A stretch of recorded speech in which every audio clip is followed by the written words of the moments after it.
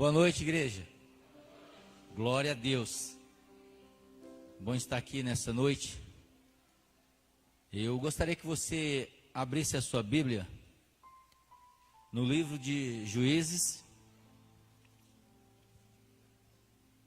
Juízes, capítulo de número 6. Quem está nos visitando pela primeira vez? Levante a sua mão. No final do culto, você procura uma obreira dessa aqui, que ela tem um presente para você, tá bom? Uma lembrança. Amém?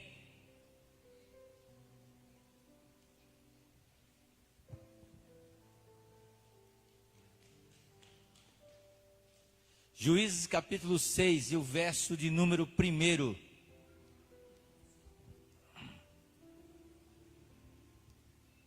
Diz assim a palavra do Senhor: fizeram os filhos de Israel o que era mal perante o Senhor. Por isso o Senhor os entregou nas mãos dos medianitas por 7 anos.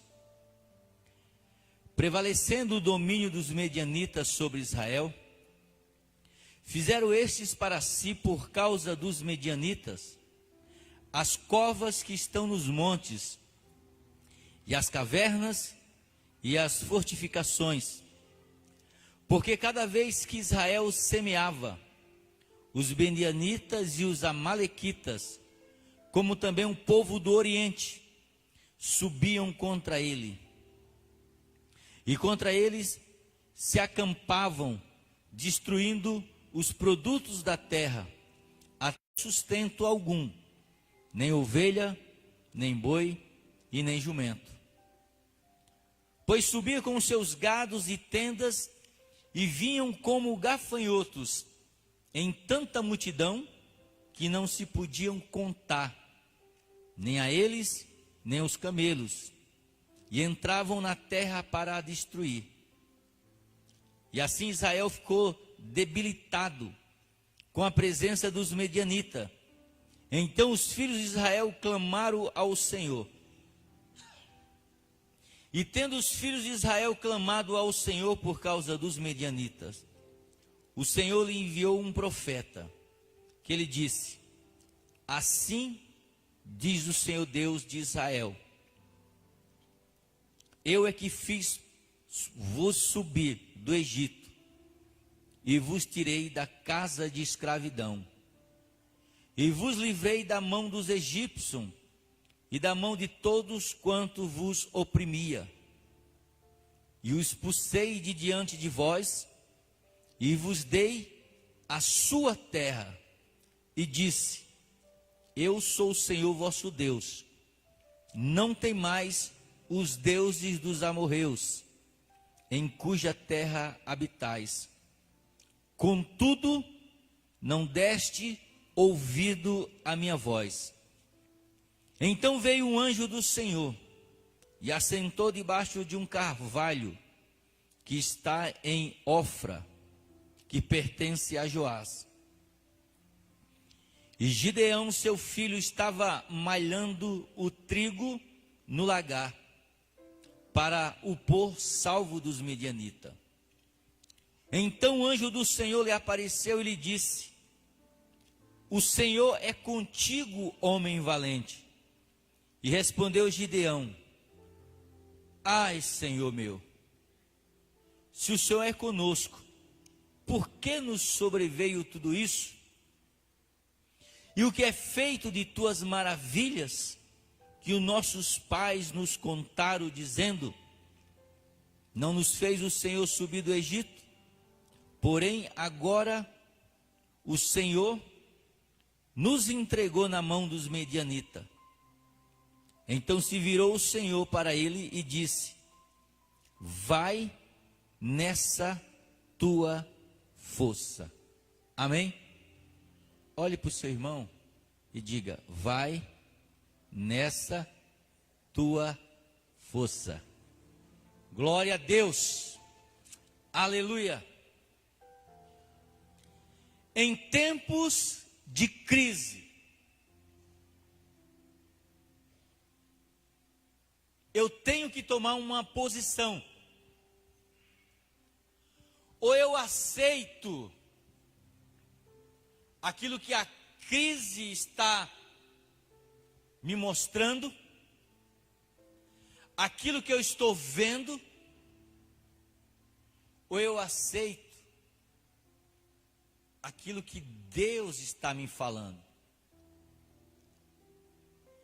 Nunca houve um tempo tão propício. Quem tem fé aqui, levante a mão. Deixa eu falar uma coisa para você. Nunca houve um tempo tão propício como esse que estamos vivendo para você exercitar a sua fé. Para você começar a confiar em Deus. Para que você comece a acreditar que mesmo no momento de crise, o Deus que servimos é um Deus de milagre. O texto ele vai falar que o povo de Israel, eles estavam sendo oprimidos por um grupo de medianitas, né? E quem eram os medianitas? Os medianitas eram os nômades, eram os ciganos, eram os nômades da época. Eles não tinham terra, eles não tinham local para ficar, então eles iam nas tribos, eles iam na cidade, eles destruíam a cidade, não porque eles quisessem viver na cidade, mas eles destruíam só pelo fato de destruir. Depois eles saíam de lá e iam destruindo outra. Até parece com algo que nós conhecemos ou que já ouvimos falar. Até parece com legião de demônio, que vem, destrói uma casa, destrói um outro, e aí vai saindo, porque eles não querem, eles querem destruir. E a Bíblia diz que o povo de Israel, o texto, o primeiro versículo, ele vai dizer, os filhos de Israel fizeram o que era mal ao Senhor. A primeira coisa que eu aprendo nesse texto é que a opressão, ela veio pelo fato do povo de Deus estar se afastando do Senhor. Parece, a Bíblia, ela é tão atual. Porque se você tirasse o povo de Israel da época e colocasse o povo de hoje, era a mesma coisa. Nós vivemos no Brasil um tempo de prosperidade. Eu lembro de um tempo em que, por exemplo, comprar um carro, quem tem carro que levante a mão? Pode ser novo, velho, não tem problema. Quem tem carro, levante a mão. Se você fizesse essa pesquisa há algum tempo atrás, 2 ou 3 pessoas, 10 pessoas levantariam a mão. Porque quase ninguém podia ter carro. As pessoas falavam assim, olha, quem tem carro é rico. Mas o Brasil, ele passou por um momento de prosperidade que qualquer pessoa com coragem de fazer um financiamento conseguiria um carro. Teve uma época que, quem lembra do celular, aquele tijolão desse tamanho? Quem lembra do telefone residencial? Eu vi pessoas vendendo casa para comprar uma linha de telefone. Viu como... E de repente, por quê? Porque só quem tinha dinheiro poderia ter um telefone. E aí as coisas começaram a vir.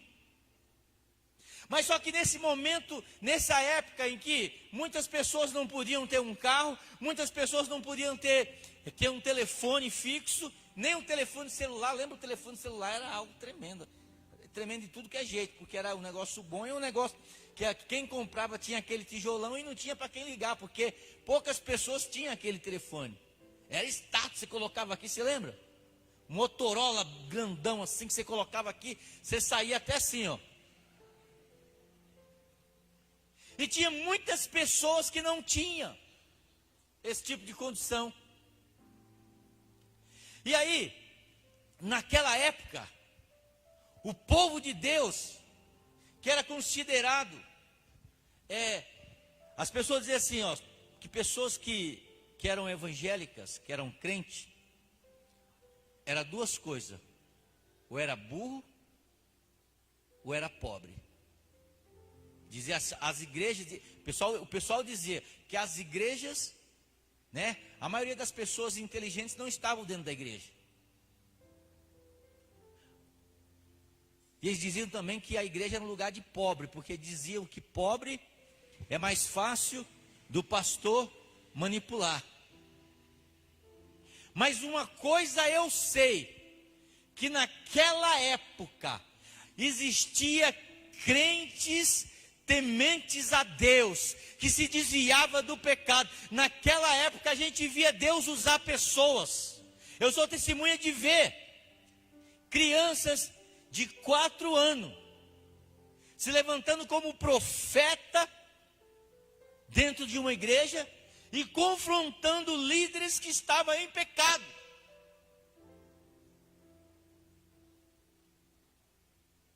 Eu vi muito batismo com o Espírito Santo, pessoas recebendo dons espirituais. Eu vi pessoas sendo curadas de AIDS. O pessoal naquela época não tinha carro, não tinha telefone celular, não tinha telefone fixo, mas tinha a presença poderosa de Deus, mas tinha a presença poderosa do Espírito Santo trabalhando no meio da igreja. Conta-se que uma história, a Catedral de São Pedro, lá no Vaticano, ela demorou muito tempo para ser construída. Tem muitas partes lá feitas de ouro. E quando ela foi finalizada, disse que um cardeal estava passando perto e olhou aquela construção magnífica e disse: olha, que templo bonito, que igreja bonita.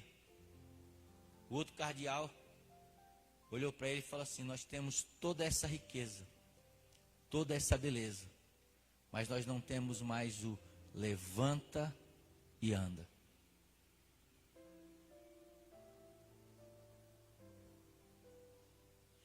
Deixa eu perguntar uma coisa para vocês. Vocês acham que Deus, Ele fica lá em cima no céu, sentado no seu trono de glória, e Ele fica satisfeito e alegre com a situação que nós passamos, com o desemprego, com as enfermidades?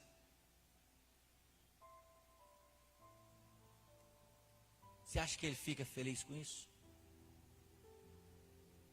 De maneira nenhuma. Mas tem princípios de Deus que o próprio... Alguém perguntou o seguinte: olha, Deus é todo poderoso. Sim, é todo poderoso. Amém? O que é todo poderoso? Deus pode fazer todas as coisas. Amém? Então Deus pode fazer todas as coisas? Pode, mas não faz. E uma das coisas que Deus não faz é quebrar um princípio que Ele próprio estabeleceu. E um dos princípios que Paulo diz que Deus estabeleceu, ele diz: de Deus não se zomba, porque aquilo que o homem, aquilo que uma nação plantar, vai colher. E a gente pode terceirizar isso tudo. Foi o governo do Lula, foi o governo do Fernando Henrique, foi o governo da Dilma. A gente pode colocar a culpa em todos, mas nós sabemos que a culpa é do povo de Deus, que não tomou uma posição diante daquilo que foi oferecido. Uma vez eu preguei uma mensagem que foi lá quando Noé, depois de ficar aquele tempo dentro da arca, ele desceu ele e a família dele, e ele começou a povoar a terra, e ele estava tão feliz que a Bíblia diz que ele plantou uma vinha, e ele colheu o fruto daquela vinha, e ele fez um vinho, e ele ficou bêbado. E eu preguei uma mensagem chamada Se Embriagando com as Bênçãos de Deus. Então, o Brasil prosperou, o povo de Deus prosperou junto, e ficaram entorpecidos, e ficaram adormecidos, com aquilo que Deus, embriagado com aquilo que Deus estava dando. Teve pessoas que eu conheci, que oraram uma época para Deus, por exemplo, dar uma chácara para ele. E eram pessoas que vinham na escola bíblica, pessoas que vinham no culto, não faltava um culto e oraram por muito tempo. E aí Deus deu. Aí a primeira coisa que aconteceu, tipo, olha, você não veio na escola bíblica dominical? Não, não vim, eu estava lá na chácara. Aí na outra semana, você não veio na escola dominical e não veio no culto? Onde você estava? Aí eu fui na chácara, perdi o horário, não deu para vir. E aí, com o passar do tempo, eles se embriagaram tanto com aquilo que Deus deu, que acabaram parando. Então, a Bíblia diz o seguinte, que a opressão, ela veio pelo fato do povo de Deus estar se afastando de Deus. E a gente diz assim, não, eu não fui na igreja, pastor, mas eu tô com Jesus. Eu estou com Jesus e não há, pastor, eu sou crente, não preciso vir na igreja para me dizer que eu sou crente. A Bíblia diz o seguinte, Salmo 133, ó quão bom e quão suave é que os irmãos vivam união. É como óleo precioso que desce pela barba de Arão e escorre nas suas vestes. E a Bíblia diz no verso 3 do Salmo 133, é lá no meio dessa comunhão, no meio do povo de Deus, que Deus ordena a bênção. É no meio do povo de Deus que Deus ordena a bênção. Fiquei muito feliz quando eu estava ali fora hoje, cumprimentando as pessoas que estavam chegando. E aí eu perguntei para o irmão, porque essa semana o pau está quebrando aqui. Jesus está abençoando na nossa semana oxigênio. E graças a Deus, olha, eu oro muito por você, porque uma grande parte da igreja tem comprado a visão de vir orar essa semana, tem entendido que é importante, as pessoas estão vindo aqui, não é o tanto que eu queria, mas está vindo um grupo muito abençoado, e aí o pau está quebrando aqui, o Espírito Santo está fazendo a obra. E aí eu não vi o irmão essa semana. Eu falei, irmão, você é o cara. Eu vi a turma falando em línguas, eu conheço a sua língua estranha. Eu olhava assim, não ouvia você, cadê você? Falou, pastor, é o seguinte, essa semana eu estava um tempo desempregado. E aí eu estava resolvendo um assunto de um emprego. Porque apareceu 2 para mim escolher. Fiquei até confuso de escolher. Apareceu 2 para mim escolher.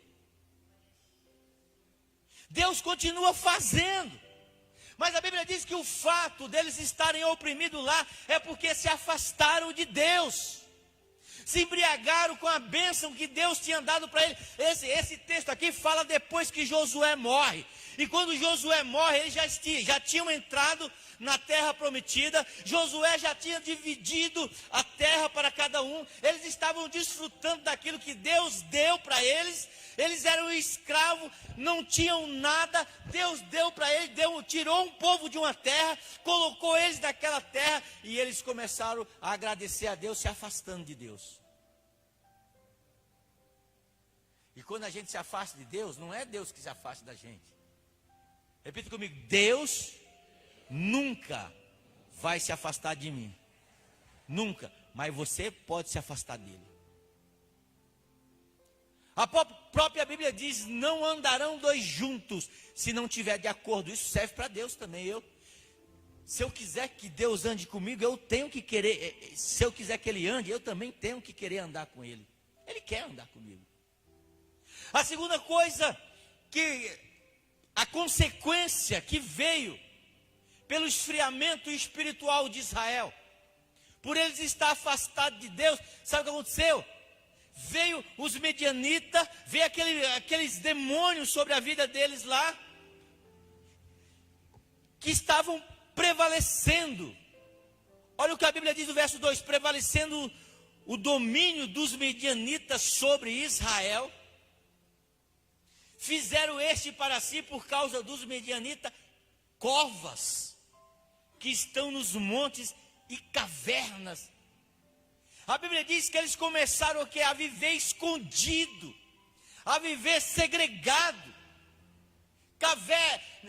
Era para eles estar no monte, eles fizeram no monte cavernas, covas, se enterraram lá, ficaram escondidos. Por quê? Porque a opressão dos medianitas estava vindo sobre a vida dele. Eles estavam sem força, porque a nossa força, ela não vem de nós mesmos. Você pode achar, cara, que você, tipo assim, eu tenho um emprego bom, porque eu sou um cara bom. Não existe ninguém bom. Bom é Deus. O próprio Jesus falou: não, eu sou o pastor bom, a igreja está funcionando porque eu sou o cara, sou o salvador. Bom é nada, bom é Deus. Se tira eu daqui, vai continuar do mesmo jeito, ou melhor. Ou melhor. E a gente fica com essa besteira: não, é porque eu sou bom. Sabe por que você está onde você está? Por causa de Deus.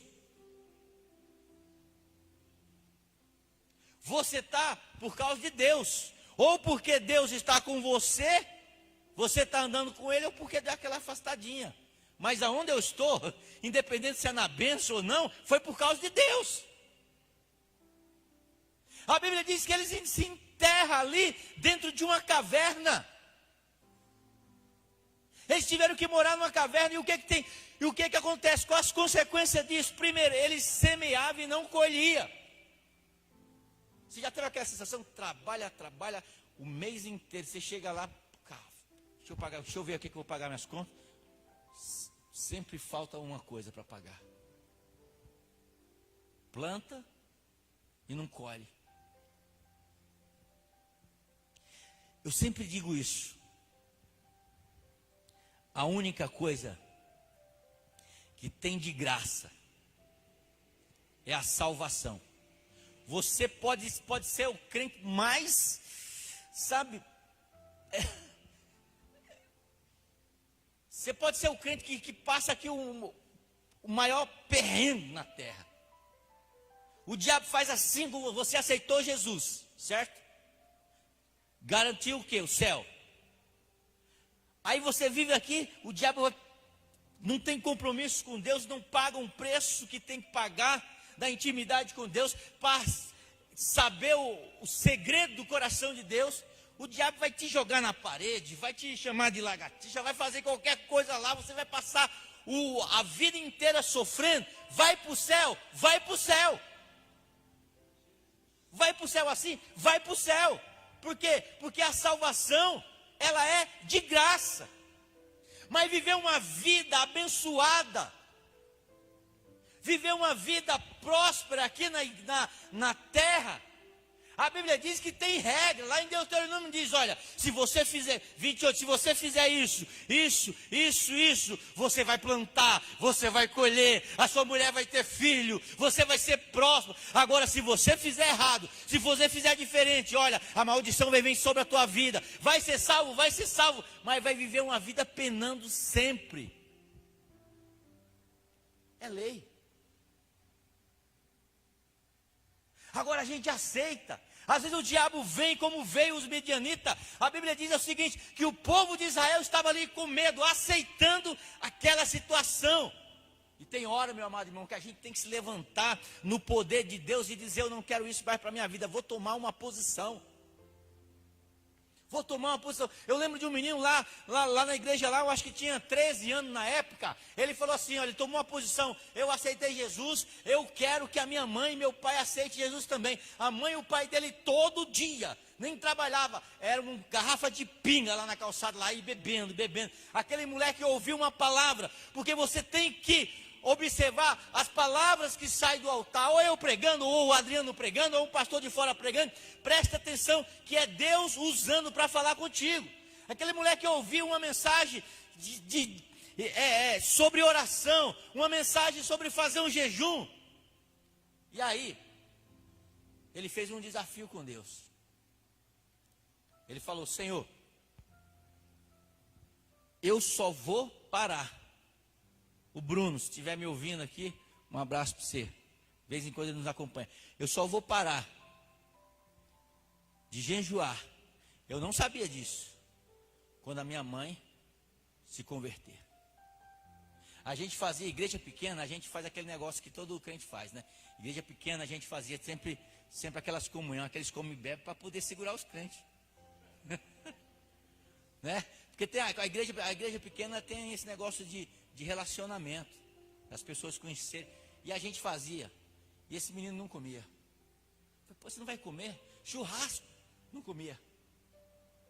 Fazia a reunião salgado, não comia. Um dia eu cheguei para ele: irmão, o que está acontecendo? Não, pastor, eu vou falar uma coisa. Eu ouvi uma palavra. Eu só vou deixar de jejuar quando a minha mãe aceitar Jesus. Eu fiquei até com vergonha, irmão. 1 ano esse moleque ficou. Pergunta se a mãe dele aceitou Jesus. A mãe dele aceitou Jesus. Sabe por quê? Porque ele tomou uma posição. Ele diz: eu não aceito. Em tempo de crise eu escolho acreditar. Eu não vou viver dentro da caverna. Eu não vou viver segregado. Eu não vou viver dentro dos montes, dentro das covas. Não, eu vou para cima. A Bíblia diz meu Deus. A Bíblia diz que Jacó, ele tinha algo para acertar. Ele falou assim: olha, passa todas as mulheres, vai todo mundo na frente. Ele entra num vale de Jabote. Ele dobra o joelho ali. E eu vejo o quadro assim, ele começa a orar. De repente se apresenta um anjo. E ele diz: agora a gente vai brigar. Porque eu só vou te largar se o Senhor me abençoar. Senão eu morro orando. Eu vou morrer orando. Eu vou morrer lutando. Mas eu não vou me entregar. E a Bíblia diz que começa uma batalha ali entre Jacó e Deus. E o anjo queria desistir, queria ir embora. E disse: olha, é o seguinte, Jacó. Ele: olha, deixa eu ir porque eu preciso ir embora. Jacó disse assim: eu só te largo se o Senhor me abençoar. E ele começa a brigar: eu não te largo, você vai ter que ouvir a minha voz direto, Deus. Na madrugada, você vai ter que ouvir eu clamando, eu vou perder sono, eu vou ficar com os olhos fundos, viu, Deus? Mas o Senhor vai me ver na madrugada, o Senhor vai me abençoar, porque eu sei que o Senhor tem algo para a minha vida. Eu não aceito, Pai, a minha vida do jeito que está. Eu não aceito viver dentro de cova e viver dentro de caverna. Ele começa a lutar. O anjo olha para ele e fala assim: não vai me largar? Não, não vou. Toca na coxa dele. Aí ele amolece. E o anjo chega para ele e pergunta: qual o teu nome? Quem é você? Ele diz: sabe meu nome? Eu sou um enganador, porque Jacó quer dizer um enganador. Eu sou um trapaceiro. Sabe o que ele está dizendo? Eu estou na situação, a culpa é minha. Eu enganei meu irmão. Eu enganei ele várias vezes. Eu enganei meu pai. E eu já não aguento mais, Deus, por quê? Porque eu estou colhendo tudo que eu plantei, porque eu fui lá, o meu sogro Labão me enganou várias vezes. Eu trabalhei por menina bonita lá, ele me dá mais feia. 14 anos, mais 14. Então meu nome é enganador. Eu sou Jacó. Aí a Bíblia diz que o anjo olha para ele e fala assim: olha, gostei da tua atitude. E você não se chamará mais Jacó. Porque como príncipe de Deus, você lutaste e prevaleceu. Seu nome vai ser Israel, príncipe de Deus.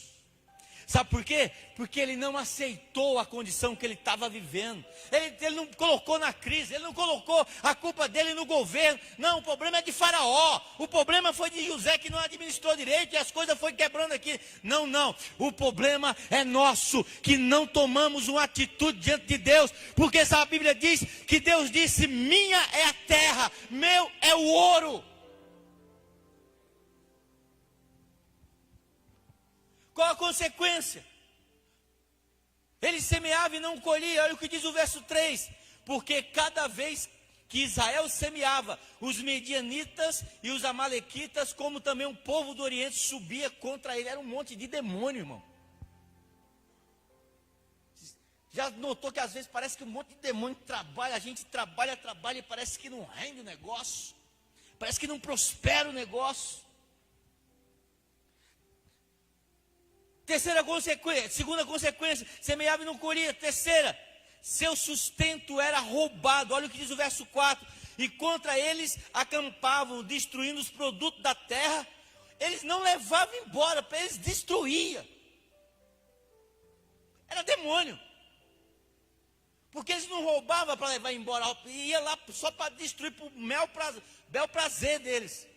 Para ver o povo passar necessidade.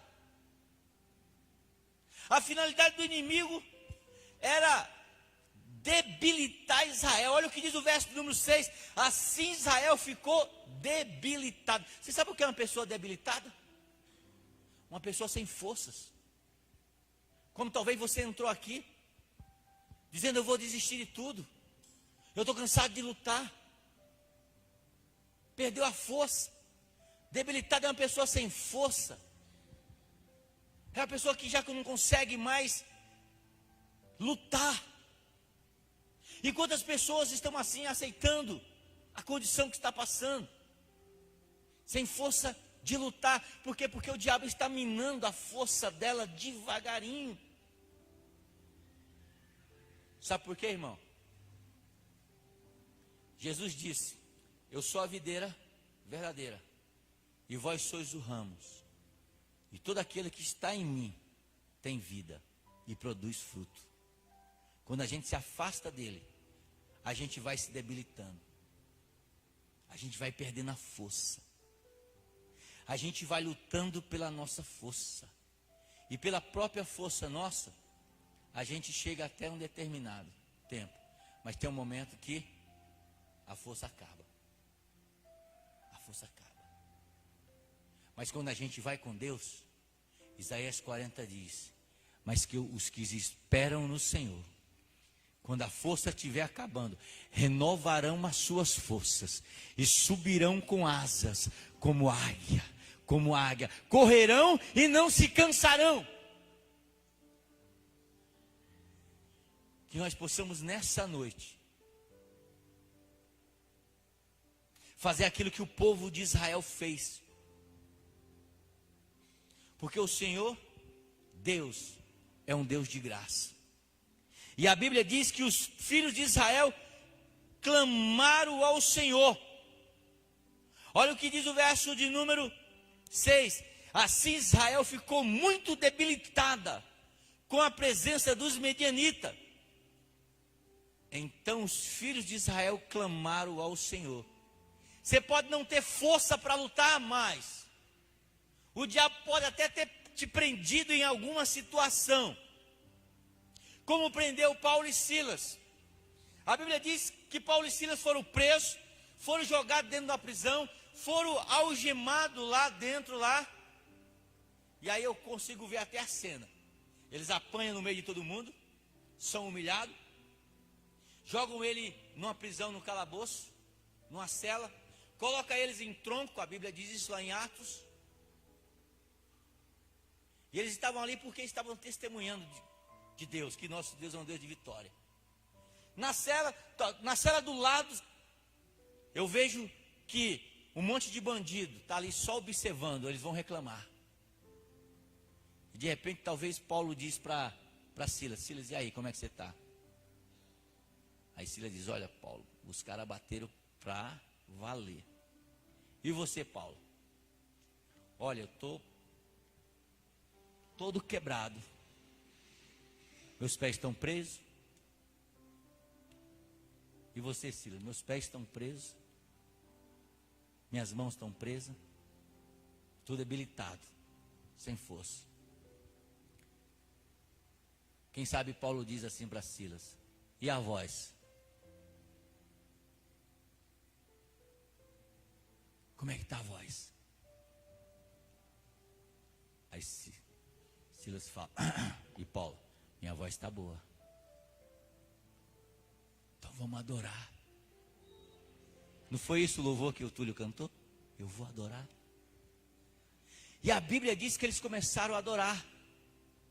Se você já pensou em desistir, tenha fé.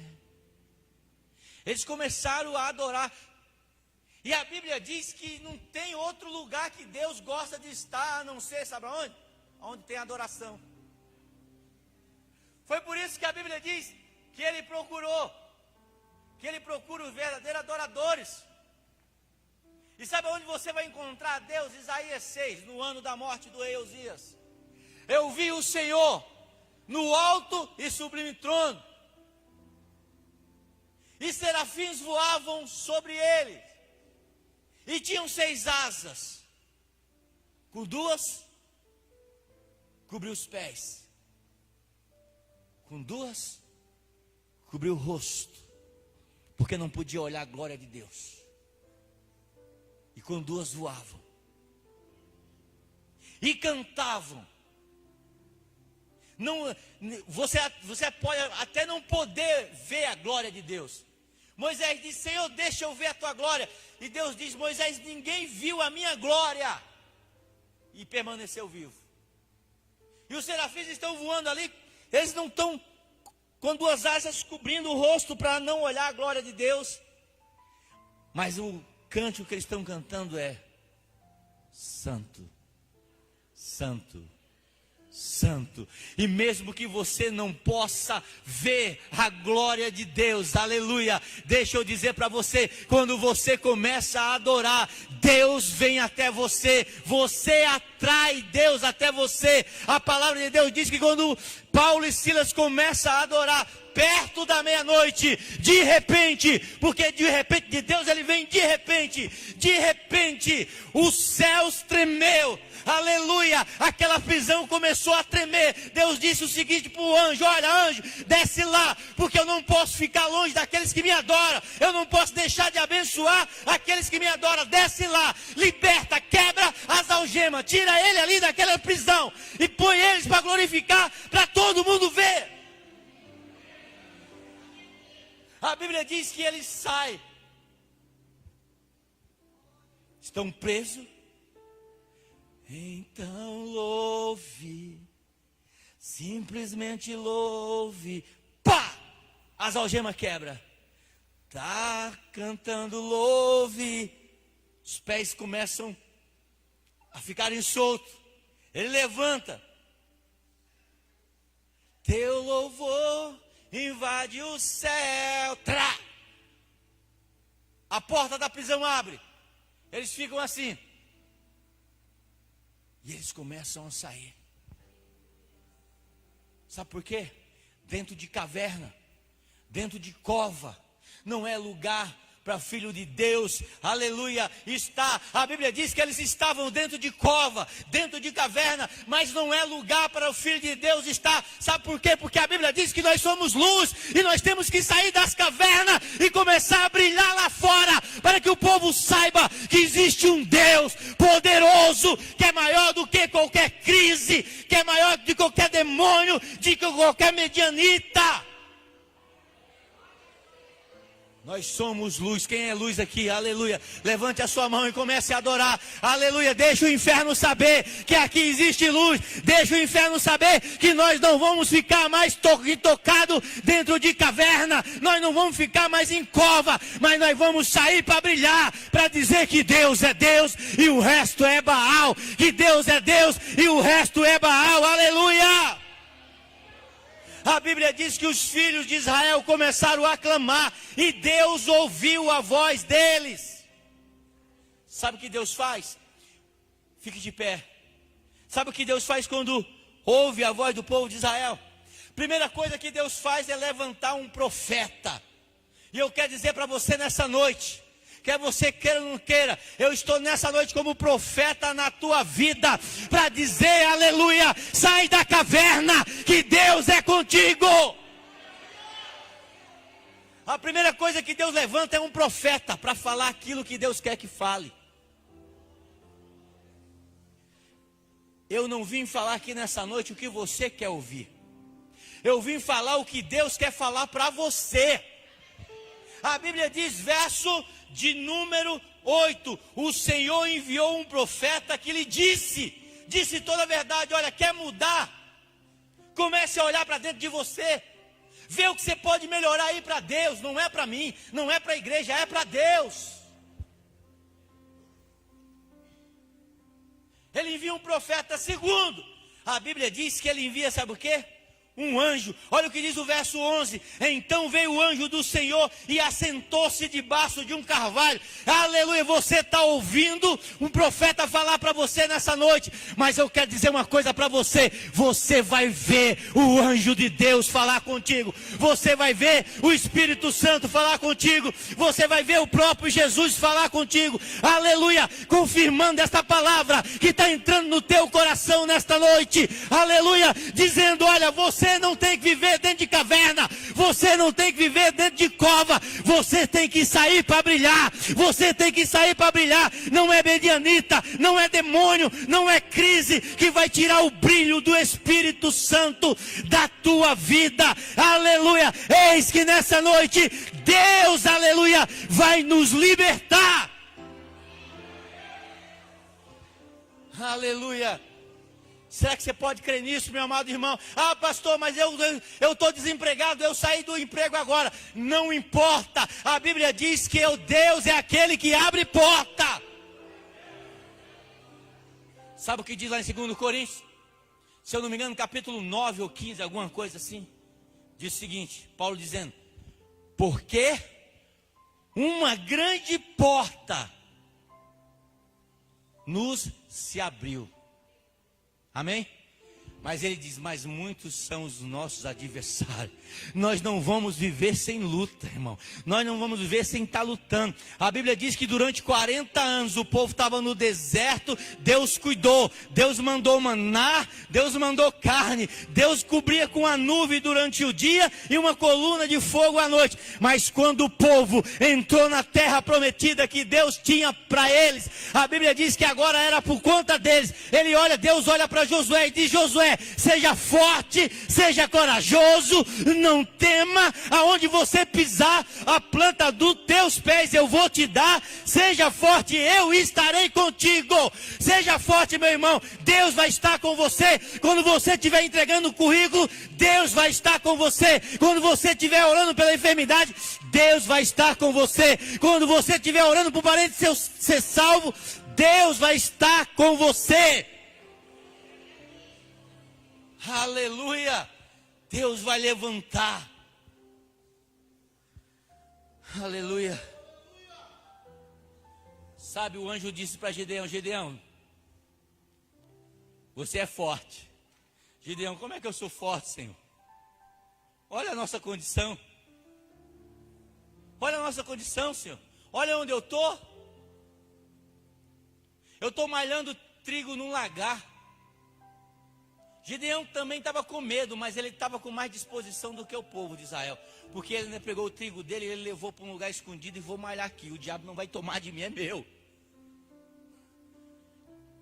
É meu. Ele estava num lagar. Sabe o que é um lagar, meu irmão? Lagar é um lugar onde se espreme a uva. Onde se coloca a uva e fica pisando em cima lá, para tirar o suco da uva. É uva. Pesquisei, não sou doido. Fica lá, os caras ficam lá empedurados lá, pisando na uva. Só que ele não estava pisando uva. Ele estava pisando naquilo que Deus tinha dado para ele. Porque o lugar onde ele tinha que malhar o trigo não era no lagar. o lugar onde ele tinha malhar o trigo, sabe onde que era? Era na eira.